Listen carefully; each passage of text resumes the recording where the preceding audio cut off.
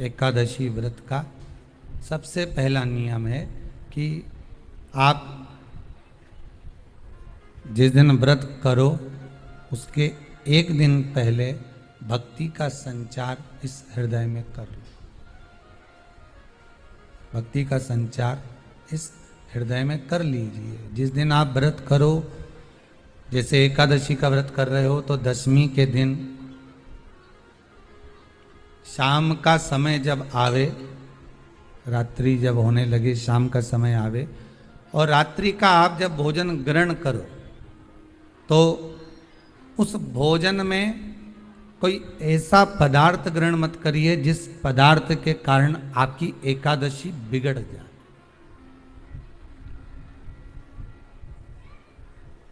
एकादशी का दूसरा नियम बहुत ध्यान से सुनिएगा। जिस दिन आपकी एकादशी का व्रत हो उस दिन प्रयास करिएगा कि अपने हाथ से किसी भी वृक्ष की कोई पत्ती टूटे ना। अपने हाथ से किसी भी वृक्ष की, पौधे की, किसी भी वृक्ष की पत्ती अपने हाथ से ना टूटे।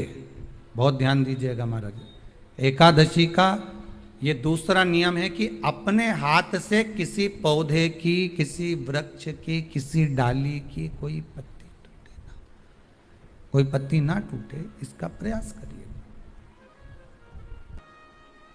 यहां पर तीसरे नंबर का जो, चौथे नंबर का जो उपाय बताया है, उपवास करने का जो नियम बताया, उसमें वर्णन किया। एकादशी के दिन अगर आपका व्रत है तो आप भूलवश भी डब्बे में रखी हुई रोटी गाय को ना देते हुए कुछ थोड़ा सा फलहार, कोई केला, कोई सेब, जो आप खाते हो, अंगूर, पपीता, जो आप ग्रहण कर रहे हो, उसका थोड़ा सा भाग आप गाय को प्रदान करो। आप गाय को दीजिए।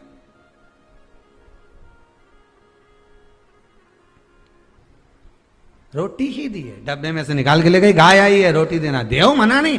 बाकी के दिन आप आपके बेटे से कह दो रोटी दिया बेटा जा, पर आप अपने हाथों से, आपका व्रत है तो आप फलाहार आप कर रहे हो तो फलाहार का ही दान गौ माता को दीजिए। पांचवा वर्णन किया चतुर्थ भाव में, बन सके जितना एकादशी के दिन भगवान का ओम नमो भगवते वासुदेवाय का जाप करें या अपने गुरु मंत्र का स्मरण करें, या जो मंत्र आपके हृदय में समाहित हो, श्री शिवाय नमस्तुभ्यम, ओम नमः शिवाय, राम कृष्ण शिव, जो मन पड़े उसका भजन करें, पर दिल से करना। जितनी देर करते बने उतना देर करो। माला पकड़ने की भी जरूरत नहीं कि माला पकड़ के बैठता हूं तो घट की जिब्या से जप लो नहीं, जी जी वही उतना में ही पूरा हो जाए, वही बहुत। महाराज पांचवा नियम कहा, जिस दिन आपका व्रत रहे किसी निंदक से बात ना करें। निंदक जानते हो? भाई दूज के दिन, दिवाली की जो भाई दूज होती है ना, होली दिवाली की जो दूज होती है, उनमें ऐसा गोबर का भाई दूज बनाते हैं और पास में एक चुगलखोर भी बना है, और चुगलखोर के ऊपर ऐसा भाटा धर दे, एक पत्थर। अब तुम्हारे उधर रखे कि नहीं रखे हमें नहीं मालूम रहे हो, जितने आस्था पे सुन रहे हो, पर हमारे इधर तो ऐसा रहता है, गोबर का भाई बहन बनाए और उसकी पूजन करे, उसके पास में एक गोबर का चुगल चोर भी बनाया, उसके ऊपर बाटा धर। कथा वर्णन कर रही है, निंदक से बात ना करें। मान लो किसी ने आकर आपको निंदा कर भी दी तो तुरंत सूर्य नारायण भगवान का दर्शन करें और 3 बार उनका दर्शन कर कर नेत्र बंद करें, तब जाकर वो निंदा जो अंदर गई है, अंदर पवित्रता प्रदान करेगी, तब जाकर एकादशी का व्रत लगेगा। पहले तो प्रयास करो, अगर जो निंदा करने आता है ना तो उसको उस दिन एकादशी वाले दिन दरवाजे पे लिख दो कि चुगल चोर। फिर कहा जीव की हत्या ना करे। अगला नियम है, अपने द्वारा जीव की हत्या ना हो, प्रयास करना, किसी को कष्ट ना हो।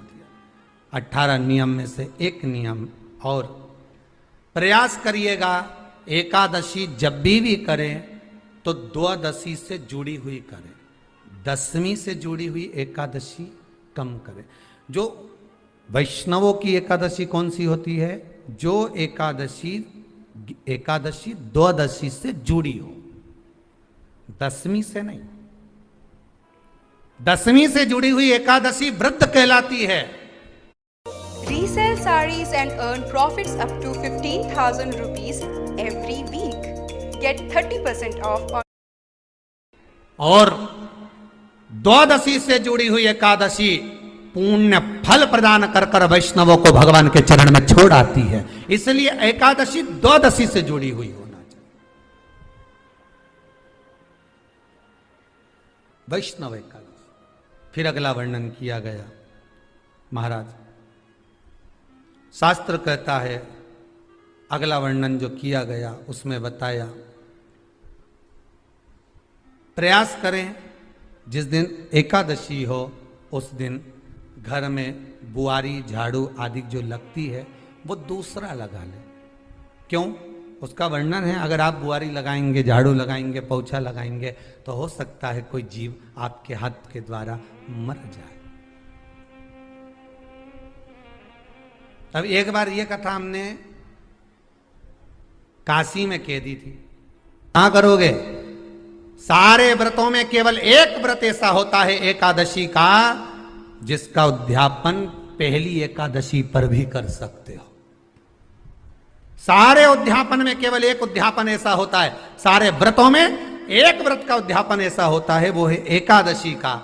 ये जरूरी नहीं कि 26 पूरी होगी तभी तुम करोगे, या तो पहली में ही कर लो या फिर 26 पूरी हो तब कर। पर उद्यापन, अब तुमको ऐसा लगे कि हाँ मैं अभी तो जीऊंगी हो, अभी तुम्हारा बाल भी धोला नहीं हुआ, तुमको ऐसा लगे तो अभी तो मैं तो बढ़िया,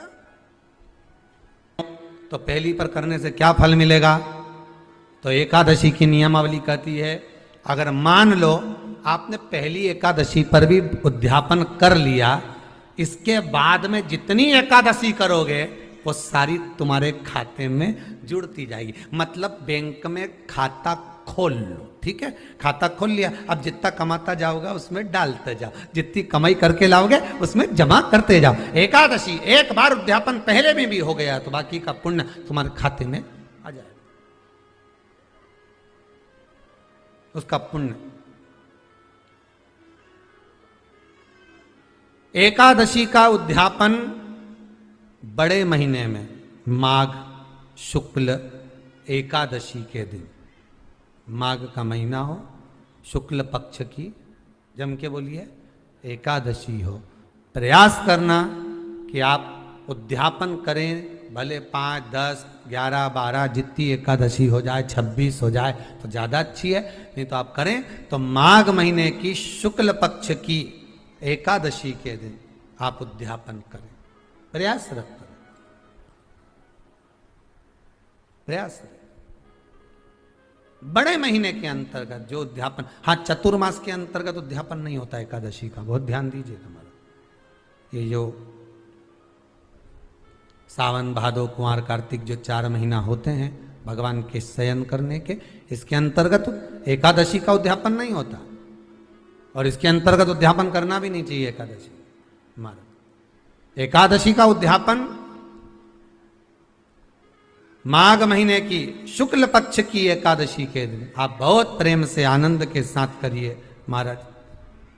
परंतु एकादशी के उद्यापन में सबसे ज्यादा अगर कुछ जरूरी होता है तो 24 तरह का नैवेद्य जरूरी होता है। कितने तरह का? 24 तरह का नैवेद्य। अब आप कहोगे गुरुजी उद्यापन हम कर रहे हैं एकादशी का, तो उसमें तो फलहार का हमें नैवेद्य बनाना चाहिए। तो फिर ये पुराण के अंतर्गत स्कंद पुराण में ये चीज लिखी है कि एकादशी का जब उद्यापन करते हैं तो 24 तरह का नैवेद्य बनाकर सिद्ध करते हैं। 24 तरह का नैवेद्य जान रख लेना, का हलवा बना लो, खीर बना लो, पूड़ी बना लो, सब्जी बना लो, पकोड़ा बना लो, भजिया बना लो, ऐसे 24 तरह का नैवेद्य अलग अलग चाहिए। पर लोग क्या करते हैं, खोपरा पाक बनवा लेते हैं 1-2 किलो और 24 जगह रख देते हैं। स्वीकृत नहीं है। 24 तरह का नैवेद्य रखा जाता। महाराज एकादशी के दिन भगवान का पूजन का पूरी तैयारी कर कर मंडल आदि बनवाकर विद्वान ब्राह्मण को बुलाकर, कर्मकांडी ब्राह्मण को बुलाकर जो भगवत सेवा में एकादशी का उद्यापन कराए, उन ब्राह्मण के चरणों को नमन कर कर, प्रणाम कर कर एकादशी का पूजन करवाइए और उस मंडल की पूजन कराकर हवन द्वादशी को कराइए। एकादशी को हवन नहीं, एकादशी के उद्यापन का जो हवन होता है वो द्वादशी को।